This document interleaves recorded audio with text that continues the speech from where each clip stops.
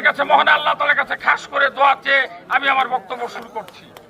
সংগ্রামের সাথী বন্ধুরা আমার, আজকে বক্তব্য আমরা দিব না, বক্তব্য দেবে আপনাদের প্রিয় ভাজন নেতা, বেড়াসাথিয়ার গণমানুষের নেতা, আপনাদের প্রিয় মুখ, প্রিয় নেতা জনাব শামসুর রহমান সাহেব আপনাদের সাথে বক্তব্য দেবে।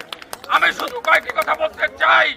এই সাথিয়ার মাটিতে গত ফ্যাসিস্ট সরকার, কালনাগিনী শেখ হাসিনা সরকারের আমলে এই সাথিয়ার মাটিতে বিএনপির নেতৃত্ব কে দিয়েছে আপনারা বলেন? ভিপি শামসুর কি নেতৃত্ব দিয়েছে? এই 17 বছর বহুবার কারাবরণ কে করেছে বলেন? এই 17 বছর কার বাড়ি ঘর আর্মি পুলিশ র্যাব 10 বার ভেঙেছে, সেটা কার বাড়ি? আজকে সুযোগ সন্ধানী কিছু লোক আমাদের এই সাথিয়া একটু সুসংগঠিত সংগঠন, সাথিয়ার মাটি বিএনপির ঘাঁটি, সেলন্দার মাটি বিএনপির ঘাঁটি।